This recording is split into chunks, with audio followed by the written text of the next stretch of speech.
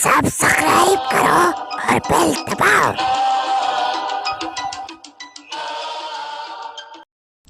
अस्सलामुअलैकुम। वफ़ा untold story पर आप सबको खुशामदीद कहते हैं। एक और पुरस्कार और भयानक कहानी के साथ हाजिर हैं। सुनिए और शेयर भी कीजिए, और हमारे चैनल वफ़ा अनटोल्ड स्टोरी को सब्सक्राइब करके बेल आइकन को दबाइए और इस बात का ख्याल रखिएगा कि आपने ऑल नोटिफिकेशन पर क्लिक कर दिया है या नहीं। एहसानाबाद एक छोटा सा शहर था, लेकिन चंद महीनों से उस शहर के रहने वालों को एक पुरस्कार बीमारी और नहुसत का सामना था। उस शहर में न जाने कहां से एक अजीब मखलूक आ गई थी, और उस मखलूक की तादाद जैसे बढ़ती ही जा रही थी। बाद में इंकशाफ हुआ कि वो मखलूक शहर की नहीं बल्कि शहर से बाहर की आई हुई है, और उन्हीं लोगों में वो शामिल हो चुकी है, रिहायशी और आम लोग बनकर। हैरत अंगेज बात ये थी कि दिन में वो लोग आम इंसानों की तरह होते थे, और जहाँ रात का अंधेरा फैलता तो वो लोग अपने अपने घरों से निकल खड़े होते, और उनके दो नोकीले दांत नमूदार हो जाते, और वो सिर्फ एक ही आवाज़ लगाते, रोशनियाँ बंद कर दो, लाइटें बंद कर दो। और उनके जिस्मों में भी गैर मामूली ताकत आ जाती थी, यानी ताकत उनकी बढ़ जाती थी जो एक आम इंसान में नहीं होती। वो इंसानों से अलग हो जाते और फिर वो शहर की अंधेरी गलियों में गुम हो जाते। सुबह होते ही एक नॉर्मल इंसान की तरह अपने अपने घरों को वापस हो जाते। एहसानाबाद में पिछले चंद महीनों से एक नया क्लिनिक कायम हुआ जो कि दांतों के इलाज के लिए था, और सबसे अच्छी बात ये थी कि वहाँ पर दांतों का फ्री इलाज होता था, चाहे नए दांत लगवाने वाले हों या दांत निकलवाने या दांतों की कोई पेचीदा बीमारी हो। शाम होते ही उस क्लिनिक पर लोगों का रश लग जाता था। उस क्लिनिक के मालिक डॉक्टर अरसलान थे, जो कि न जाने कहाँ से आए थे। उनका एक असिस्टेंट डॉक्टर भी था जिसका नाम डॉक्टर साजिद था। शाम होते ही वो दोनों अपनी ब्लैक कलर की कार में आते और रात 12 बजे अपना क्लिनिक बंद करके गायब हो जाते। जिन मरीजों को नए दांत या बत्तीसी लगानी होती वो उन्हें एक दिन के बाद का टाइम देते, और उनके क्लिनिक में एक ऐसा कमरा था जिसमें मुकम्मल अंधेरा रहता।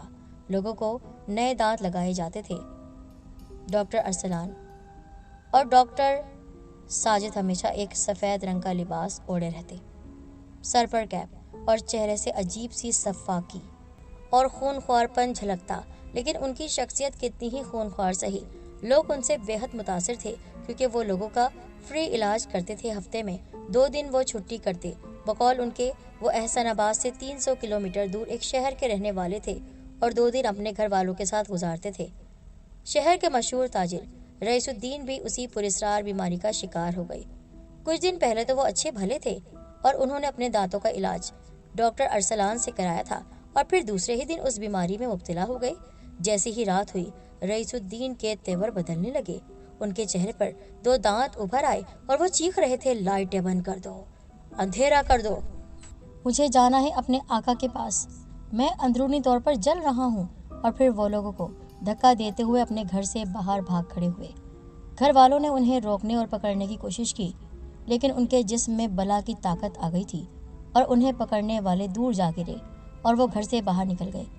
अंधेरी गली में एक कुत्ता उनके सामने आ गया। उन्होंने कुत्ते को दबोच लिया और अपने दोनों नोकीले दांत उसकी गर्दन पर गाड़ दिए, और थोड़ी ही देर में कुत्ता बेजान होकर तड़प कर जमीन पर गिर गया। और अब उसका रुख शहर के बाहर कब्रिस्तान की तरफ था। ना सिर्फ रईसुद्दीन बल्कि शहर की मुख्तलिफ गलियों से जो मखलूक़ात, जो जिन्नात थोड़ी देर पहले तक नॉर्मल इंसान थे, अब कब्रिस्तान की जानिब रवां दवा थे, जैसे उन सब में कोई शैतानी ताकत दाखिल हो गई है। और फिर वो सब कब्रिस्तान में पहुंच गए। कब्रिस्तान के बीच में एक घने दरख्त के साए तले एक तख्त बिछा हुआ था, उस पर सफ़ेद चादर, और उस पर एक कुर्सी जिस पर एक सफ़ेद लिबास वाला शख्स बैठा था, और दूसरा शख्स उसके कदमों के पास बैठा हुआ था, और उसने भी सफ़ेद लिबादा पहना हुआ था। सारे लोग उस शख्स के सामने जमा थे, और उस शख्स की मकरू और करख्त आवाज़ गूंजी, बैठ जाओ मेरे बच्चों, बैठ जाओ। आज तुम्हारी तादाद 100 हो चुकी है। अगर ऐसे ही अपना काम चलता रहा तो ये तादाद 1000 हो जाएगी, और फिर ये शहर खूनी शहर बन जाएगा, और मैं تمام جناتی مخلوق کا سردار، اور اس شہر میں ہمارا ہی راج ہوگا۔ اگر کوئی دوسرا آیا بھی تو ہم اسے اپنے جیسا بنا دیں گے۔ ابھی تمہاری طاقتیں کم ہیں اور تعداد بھی، لیکن جب تمہاری تعداد 200 ہو جائے گی اور 1 مہینہ اور گزرے گا تو تم جس کو بھی کاٹو گے وہ بھی تم جیسا بن جائے گا۔ ابھی تم صرف جانوروں کو کاٹ سکتے ہو، ان کو کچا چبا سکتے ہو، ان کا خون پی سکتے ہو۔ جلد ہی انسانوں کا نمبر بھی آئے گا، انسان بھی ہم جیسی مخلوق بن جائے گا۔ پھر سارے لوگ دیوانہ وار رقص کرنے لگے اور زور زور سے کہہ لگانے لگے۔ پھر فجر کی اذان کی آواز سنائی دی اور اس کے ساتھ ہی تمام لوگ نارمل ہوئے، یعنی انسان بن گئے، اور تخت پر بیٹھا ہوا شخص بھی بھاگتا ہوا نظر آیا۔ اس کا ساتھی بھی اس کے ساتھ ہی بھاگ رہا تھا۔ ارشد بھی ایک ایسا ہی نوجوان تھا جس کے دانت خراب ہو چکے تھے۔ اب اس کے تقریباً سارے ہی دانت کمزور ہو گئے تھے۔ ڈاکٹر ارسلان نے ہفتے کے 2 دن آپریشن کے لیے رکھے ہوئے تھے اور جس میں فری دانت لگائے جاتے تھے۔ غریب لوگوں کے لیے ڈاکٹر ارسلان کسی مہربان مسیحا سے کم نہ تھا، لیکن عجیب بات تھی کہ اس کے آنے سے پہلے کسی کو دانت کی کوئی بیماری نہ تھی سوائے چند ایک لوگوں کے۔ لیکن اب تو ایسا لگتا کہ ہر کوئی اپنے دانت لے کر اسی کے پاس جانا چاہتا ہے اور کہتا ہے مجھے نئے دانت لگا دو۔ عجیب بات تھی۔ دوسرے دن ارشد مصنوعی دانت لگوانے پہنچ گیا۔ ڈاکٹر ساجد اسے آپریشن روم میں لے گیا جہاں مشین لگی ہوئی تھی۔ اسے ایک گولی دی جو کہ اس نے پانی سے کھا لی۔ پھر اسے نیند آنے لگی اور وہ تھوڑی ہی دیر میں بے ہوش ہو گیا۔ اتنی دیر میں ڈاکٹر ارسلان اندر داخل ہوا۔ اس کا اسسٹنٹ ادب سے جھک کر بولا سر آپ کا شکار تیار ہے۔ اور پھر ڈاکٹر ارسلان زوردار کہا مار کر ہنسا اور اب اس کے 2 نوکیلے دانت نمودار ہوئے۔ اس نے اپنے دونوں دانت ارشد کی گردن میں گاڑ دیے اور تھوڑی دیر کے بعد اس نے اپنا منہ ہٹا لیا۔ آؤ میری پیاس تو بجھ چکی ہے، اگلا شکار تمہارا ہوگا۔ اب کتنے مریض اور ہیں؟ سر صرف 2 ہیں۔ ٹھیک ہے، ایک کا خون تم پینا، دوسرے کو ایسے ہی چھوڑ دینا تاکہ کسی کو ہم پر شک نہ ہو۔ اب کل رات تک یہ بھی ہم جیسے ہی بن جائیں گے، یعنی خونی مخلوق۔ ڈاکٹر ساجد نے بھی ایک اور مریض کے ساتھ یہی عمل کیا۔ دوسری رات میں ارشد کے بھی 2 نوکیلے دانت نمودار ہو گئے اور وہ رات ہوتے ہی گھر سے بھاگ کھڑا ہوا اور چیختا رہا لائٹ بند کر دو، اندھیرا کر دو، مجھے اندھیرے سے محبت ہے، مجھے روشنی سے نفرت ہے، سب اندھیرا کر دو ورنہ سب کو مار دوں گا۔ اور اس نے ویسے ہی اسی تاجر، اسی زمیندار کی طرح ایک کتے کو اپنا نشانہ بنایا اور چیڑ پھاڑ کر رکھ دیا۔ دوسرے مریضوں کے ساتھ بھی یہی ہوا، لیکن کوئی بھی نہیں جانتا تھا کہ شہر میں بڑھتی ہوئی یہ مخلوق ان کے پیچھے ڈاکٹر ارسلان ہے۔ مولانا ہاشم کی عمر تقریباً 70 سال کے لگ بھگ تھی۔ وہ حافظ قرآن اور بہت پہنچے ہوئے تھے۔ ان کے پاس لوگ اکثر آسیب کا اتار کروانے، جن بھگانے کے علاج کے لیے بھی آتے۔ وہ احسان آباد سے 200 کلومیٹر دور ایک گاؤں میں رہتے تھے۔ آج انہیں دعوت نامہ ملا۔ ان کے بچپن کے دوست کلیم الدین کے سب سے چھوٹے بیٹے کی شادی ہے، تو وہ احسان آباد کے لیے روانہ ہو گئے۔ شام کو وہ اس جگہ پہنچ گئے۔ ان کے دوست کلیم نے انہیں دیکھ کر بہت خوشی کا اظہار کیا اور کہنے لگے اچھا ہوا تم آ گئے، لیکن شادی میں گانا بجانا نہیں کرنا۔ اگر ریکارڈنگ لگاؤ بھی تو قرآن کی تلاوت لگا دینا، نہیں تو میں واپس چلا جاؤں گا۔ ارے نہیں بھائی، تم میرے بچپن کے دوست ہو، جیسا تم کہو ویسا ہی ہوگا۔ میرے بچے میری بہت عزت کرتے ہیں اور میرے حکم کے خلاف ذرا بھی نہیں چلیں گے۔ جس روڈ پر کلیم کا گھر تھا اسی کے بالکل سامنے ڈاکٹر ارسلان کا کلینک بھی تھا۔ جب کلیم ہاشم شاہ کو لے کر گھر سے باہر نکلے تو ڈاکٹر ارسلان کے کلینک کے سامنے رش لگا ہوا تھا۔ یہ کیا کوئی ڈاکٹر ہے؟ مولانا نے کلیم سے سوال کیا۔ ارے ہاں بھائی، یہ احسان آباد کی خدا ترس اور بہت مقبول شخصیت ہیں ڈاکٹر ارسلان۔ یہ دانتوں کا فری علاج کرتے ہیں اور بتیسی بھی لگاتے ہیں۔ تم بھی مصنوعی دانت لگوا لینا، کل تم میرے ساتھ چلنا۔ کل ڈاکٹر ارسلان سے نمبر لے لیں گے تو پرسوں تمہیں مصنوعی دانت لگ جائیں گے۔ چلو چلیں گے، ذرا ہم بھی تو اس نیک انسان سے ملیں۔ مولانا ہاشم کو کچھ شک تو ہو رہا تھا، لیکن اس وقت انہوں نے اس شک کا اظہار نہیں کیا کیونکہ کلیم مانتا نہیں۔ پھر کلیم نے مولانا ہاشم کو احسان آباد میں ہونے والی اس پراسرار بیماری کے بارے میں بتایا کہ کیسے لوگوں کے 2 نوکیلے دانت نکل آتے ہیں اور وہ رات کو اپنے گھروں سے بھاگ جاتے ہیں، صبح ہوتے ہی واپس آ جاتے ہیں۔ سارے شہر میں نحوست چھا جاتی ہے، جگہ جگہ جانور گرے پڑے نظر آتے ہیں، بلکہ اکثر جانوروں کے ڈھانچے ہوتے ہیں۔ دوسرے دن کلیم کے بیٹے کی شادی تھی، لیکن حسب وعدہ ریکارڈنگ پر گانے نہیں لگائے گئے۔ مولانا ہاشم کی خواہش پر قرآن پاک کی تلاوت بلند آواز سے چلائی گئی۔ ابھی تلاوت چلتے ہوئے تھوڑی ہی دیر ہوئی تھی کہ ڈاکٹر ارسلان کے کلینک میں شور مچ گیا۔ ڈاکٹر ارسلان اور اس کا اسسٹنٹ اپنے کلینک سے چیختے ہوئے باہر آ گئے۔ اسے بند کرو، شور بند کرو، میرے مریض ڈسٹرب ہو رہے ہیں۔ اب وہ کلیم کے سامنے کھڑا تھا۔ لیکن یہ تو تلاوت قرآن ہے، اس سے کیوں ڈسٹرب ہو رہے ہیں؟ تمہیں کسی پڑوسی کا خیال ہی نہیں ہے؟ ارسلان اور ڈاکٹر ساجد بری طرح سہمے ہوئے لرز رہے تھے۔ پھر کلیم نے ریکارڈنگ بند کروا دی اور کہنے لگے، بھائی ہم تو خود کسی کو تکلیف دینا نہیں چاہتے، لیکن انہوں نے غصے کا اظہار کیا اور اپنا کلینک بند کر کے چلے گئے۔ عجیب بات یہ تھی کہ ان کی آنکھیں غصے سے لال ہو رہی تھی، چہرہ بھی بدل رہا تھا۔ دوسرے دن کلیم مولانا ہاشم کو لے کر ڈاکٹر ارسلان کے کلینک پہنچ گئے اور کہنے لگے، کل میری وجہ سے آپ کو تکلیف ہوئی، اس کے لیے ایک مرتبہ پھر معذرت چاہتا ہوں۔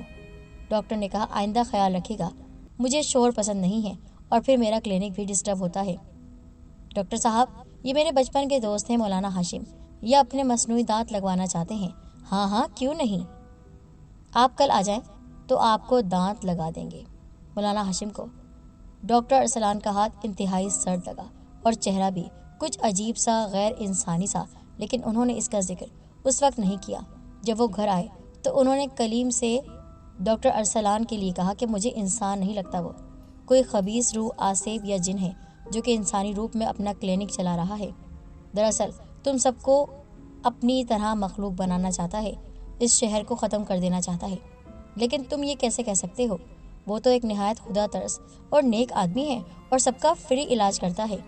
ارے جناب، میری ساری زندگی جن بھوتوں کو اتارتے ہوئے گزری ہے، بڑے بڑے جنات کو اپنے سامنے بھگایا ہے میں نے۔ مولانا ہاشم نے سنجیدگی سے کہا، کل دودھ کا دودھ اور پانی کا پانی ہو جائے گا۔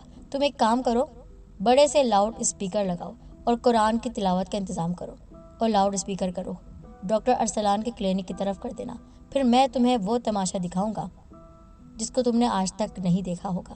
یقین کرو، ساری نحوست جو بیماری کی صورت میں شہر میں پھیلی ہوئی ہے، سب ختم ہو جائے گی۔ پھر دوسری رات کو جیسے ہی ڈاکٹر ارسلان اپنی کار سے اترا، کلینک میں جا کر بیٹھا تو مولانا ہاشم نے ریکارڈنگ چلانے کا اشارہ کیا۔ پھر بلند آواز میں قرآن کی تلاوت شروع ہو گئی۔ ادھر ڈاکٹر ارسلان کے کلینک میں جیسے زلزلہ آ گیا۔ وہ اور اس کا ساتھی دونوں اب کلینک سے باہر آ چکے تھے اور بری طرح سے گھبرائے ہوئے شور مچا رہے تھے۔ ارے بند کرو، پھر تم لوگوں نے شور مچا رکھا ہے، یہ کیا ہے؟ بند کرو اس کو۔ مولانا ہاشم آگے بڑھے اور اب وہ خود بھی قرآنی آیات کا ورد کر رہے تھے۔ انہوں نے ڈاکٹر ارسلان کا ہاتھ پکڑ لیا اور پھر سارے شہر میں ہلچل مچ گئی۔